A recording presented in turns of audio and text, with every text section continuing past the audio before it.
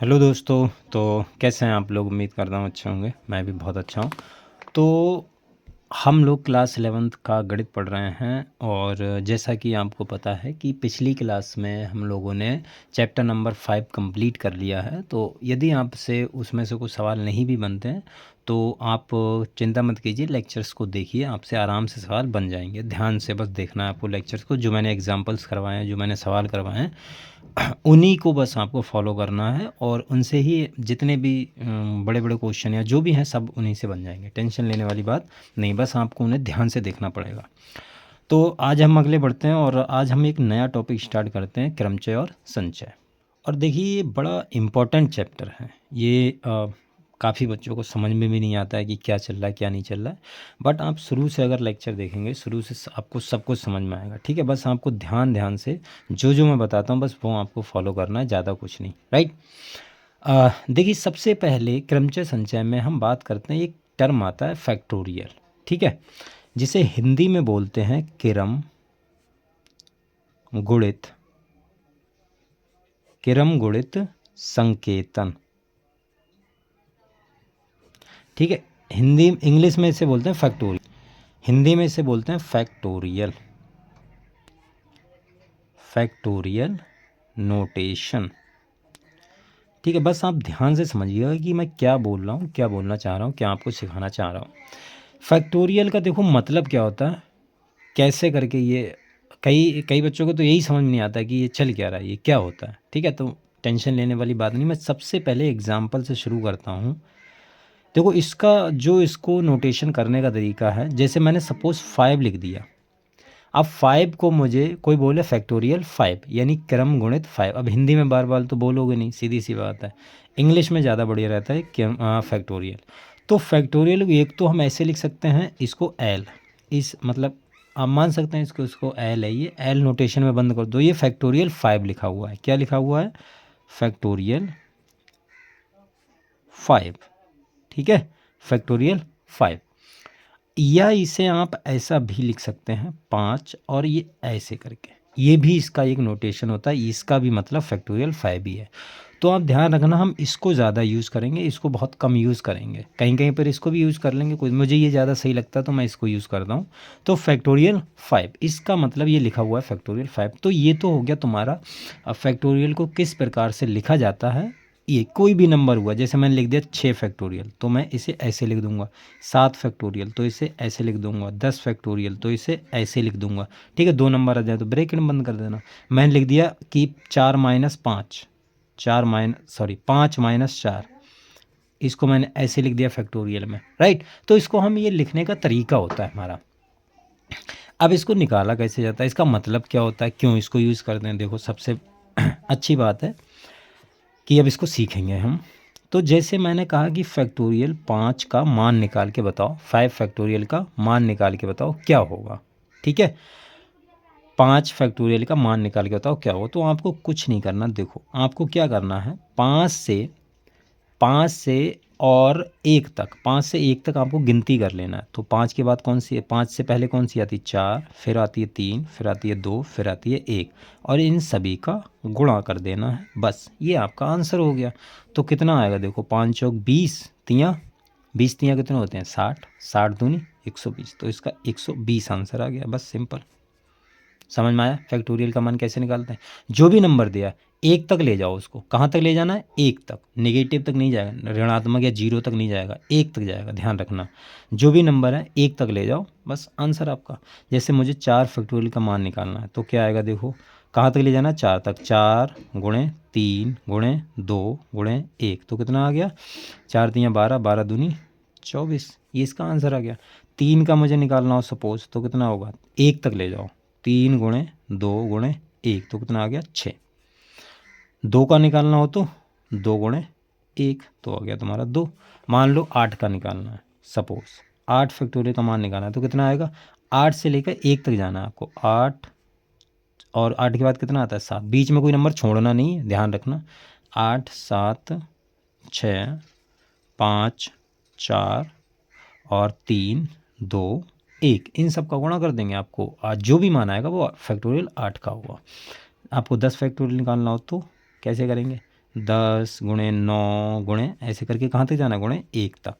बस जो भी आंसर आए वो आपको रिपोर्ट कर देना है, राइट। अब देखो सपोज ये तो स्टैंडर्ड नोटेशन हो गया। जैसे ये कहाँ तक जा रहा है, n 1 तक जा रहा है, ये आपने सब में नोटिस किया, जहाँ से शुरू हो रहा है वहाँ से 1 तक जा रहा है। और एक चीज़ आप और देखोगे कि जैसे ही ये लिखा हुआ है, जैसे देखो 5 फैक्टोरियल मेरे पास लिखा हुआ है, ये देखो, ये ध्यान से समझना, ये सवाल में यूज़ होगी, फिर वहाँ पर समझ में नहीं आता। जैसे ये मैंने लिखा 5, अब 5 के बाद अगला कौन सा आ रहा है, 4 आ रहा है ना। तो क्या मैं इसको 5 माइनस 1 फैक्टोरियल नहीं लिख सकता हूँ?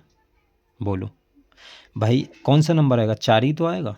तो 5 माइनस 1 नहीं लिख सकता हूँ? तो क्या इसको मैं ऐसे 5 गुणे 4 फैक्टोरियल नहीं लिख सकता हूँ? बिल्कुल लिख सकता हूँ। 4 को खोल दूंगा दोबारा, क्योंकि 4 को हम लिख सकते हैं ना, 4 को 3 गुणे 2, 4 गुणे 2 गुणे 1। तो 5 के बाद में फैक्टोरियल 5 में यही नंबर तो आ रहे हैं, क्लियर। इसलिए मैंने तो 5 4 3 2 1 लिए। 5 को मैं लिख सकता हूँ 5 गुणे 4 फैक्टोरियल। क्या मैं 4 को लिख सकता हूँ 4 गुणे 3 फैक्टोरियल? बिल्कुल लिख सकता हूँ भाई। 4 को अगर मैं लिखना चाहूँ तो देखो 4 वैसा ही, और ये फैक्टोरियल 3 का मान लिखा हुआ है ना, तो इसको मैं ऐसे नहीं लिख सकता हूँ गुणा 3 फैक्टोरियल? लिख सकता हूँ कि नहीं? ये इसके लिखने का तरीका हो रहा है, ध्यान से समझना। 5 को मैं ऐसे लिख सकता हूँ, कोई भी नंबर हो, कोई भी नंबर हो। जैसे मैंने 10 लिख दिया सपोज़, ठीक है। तो 10 को मैं क्या नहीं लिख सकता हूँ, 10 गुणे 9 फैक्टोरियल? लिख सकता हूँ भाई, बिल्कुल लिख सकता हूँ। और 10 ये ही 9 को मैं क्या लिख सकता हूँ, 9 गुणे 8 फैक्टोरियल। 9 को ये लिख सकता हूँ। 8 को 8 गुणे 7 फैक्टोरियल। 7 को मतलब 7 गुणे 6 फैक्टोरियल। तो ऐसे ही वो खुलता हुआ चला जाएगा। Is it clear? ये क्लियर हुआ? अगर ये क्लियर हो गया तो अगले आने वाली चीज़ बहुत सिंपल हो जाएगी। देखिए ये सब नंबर ही से नंबर्स हैं, मैंने मतलब सब नंबर्स हैं। मैंने मान लिया कि हमारे पास में कोई नंबर है, सपोज़ n कोई भी तुम्हारा धनात्मक नंबर होगा, ये आपको ध्यान देना है। कैसा होगा? धनात्मक। धनात्मक क्यों? क्योंकि फैक्टोरियल ऋणात्मक हमारा परिभाषित नहीं होता है, तो ये धनात्मक नंबर होगा। अब धनात्मक नंबर होगा तो इसको मैं ऐसे लिख सकता हूँ, जैसे देखो सपोज़ एक एग्जांपल के साथ में मैं आपको बात कर रहा हूँ। जैसे मैंने 10 फैक्टोरियल लिखा है, अब मुझे मान लो इसका वैल्यू निकालना है, ठीक है। तो 10 को मैं लिखते जा रहा हूँ 10 गुणे 9 गुणे 8 गुणे 7 गुणे 6 गुणे 5 गुणे 4 गुणे 3 गुणे 2 गुणे 1 तक लिख लिया। सेम टू सेम क्या मैं n को ऐसे लिख सकता हूँ, n के बाद क्या आ रहा है देखो, अगर n को मैं 10 मान रहा हूँ तो 10 के बाद अगली टर्म कौन सी आ रही है, 9। तो क्या इसमें से ये कम होके आ रही है? हाँ बिल्कुल आ रही है। तो गुणा में लिखा हो तो n-1 लिख दूँ? भाई बिल्कुल लिख सकता हूँ, क्यों नहीं लिख सकता। 10 के बाद कौन सी आ रही, 9 क्या है, 10 से 1 कम है। तो यहाँ पर अगर मैं n को 10 मान रहा हूँ तो पहली क्या आएगी n, और अगली क्या आएगी 1 कम उससे, ठीक है। फिर अगली क्या आ रही, इससे कम। तो इसमें से अगर आप n-1 में से एक और घटाओगे तो देखो n-1 में से एक और घटाओ तो माइनस माइनस ऐड हो जाएंगे तो n-2 हो जाएगी। तो ये n-2 लिख सकता हूँ। इसी प्रकार एक और घटाओ इनमें से तो n-2 -1 यानी n-3। इसी प्रकार n-4, और कहाँ तक जाएगा ये कहाँ तक जाएगा, ये तुम्हारा देखो 3 2 1 तक जाएगा। तो मैं लिख दे रहा हूँ लास्ट में 3 2 1, ये सब गुणा में लिखा हुआ है, ठीक है। काय में लिखा हुआ है, गुणा में। ये बात आपको क्लियर हुई कि नहीं, ये बताओ। अब इसको मैं ऐसे लिख सकता हूँ 10 गुणा 9 फैक्टोरियल। ये पूरा फैक्टोरियल 9 का मान लिखा हुआ है यहाँ तक कि नहीं। सेम टू सेम क्या मैं इसको लिख सकता हूँ n और n-1 का फैक्टोरियल? वही लिख सकता हूँ कि नहीं? बिल्कुल लिख सकता हूँ। ये 9 का फैक्टोरियल है, ये हम मान लेना कि ये 9 लिखा हुआ है तो 9 का फैक्टोरियल हो जाएगा। तो n फैक्टोरियल को ऐसे लिख सकता हूँ कि नहीं? बस अगर आपने ये सीख लिया तो अगला देखो जो फार्मूला बनेगा बिल्कुल ऐसा ही है कि तुम n फैक्टोरियल को हमेशा ही ऐसे लिख सकते हो। एक तो तुम्हारा हो गया n, और सर मैं सही से लिख देता हूँ, चलो अगले पेज पे लिख देता हूँ। इसको मैं लिख देता हूँ जैसे n फैक्टोरियल को मैं n-1 n-2 और ऐसे ही बढ़ते चला जाऊँगा तो 3 2 1, ये इसको मैं लिख सकता हूँ। इसके लिखने का एक तरीका हो गया ये, ठीक है। समझ में आई बात?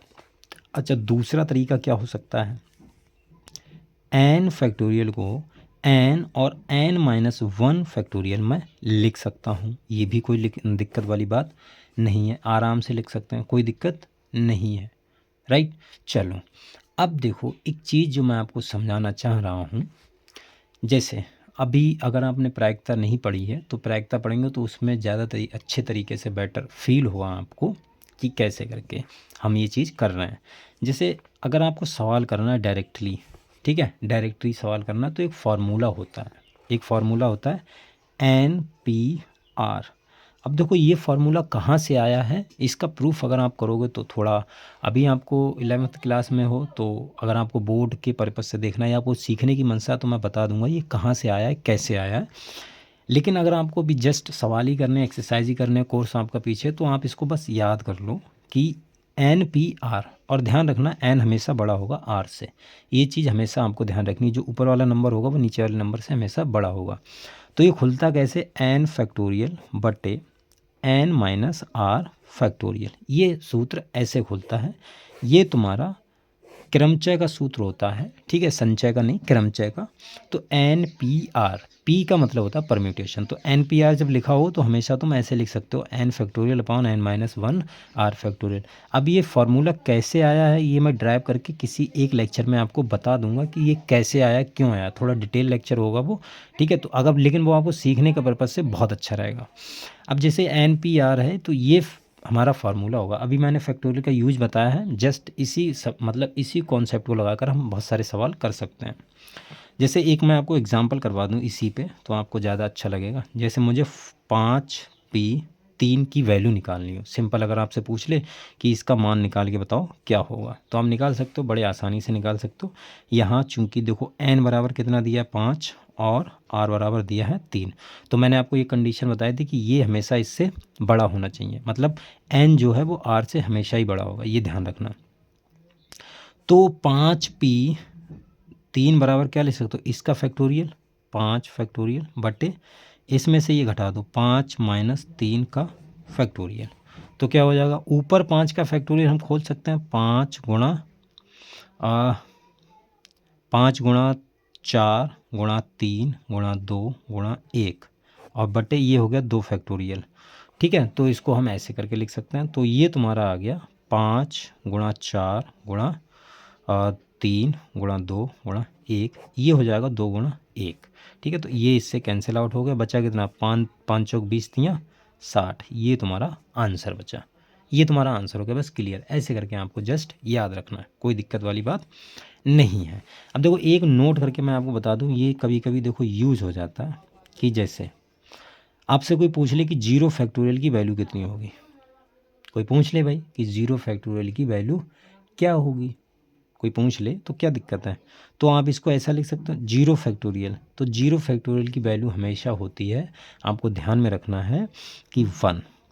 अब ये 1 कैसे आई है, इसको मैं प्रूफ करूँगा, अभी कर दूंगा इसको प्रूफ, ये 1 होती है।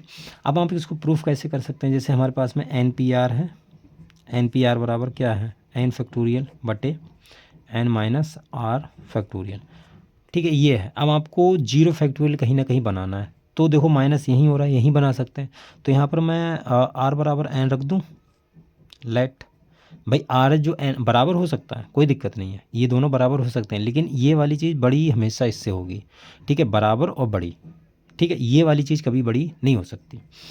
तो थोड़ी देर के लिए मैं R बराबर अगर N रख दूँ, तो यहाँ क्या आ जाएगा, NPN और N फैक्टोरियल बटे, ये हो गया 0 फैक्टोरियल कि नहीं, ये 0 फैक्टोरियल होगा, और ये क्या हो जाएगा, ये तुम्हारा 0 फैक्टोरियल हो गया।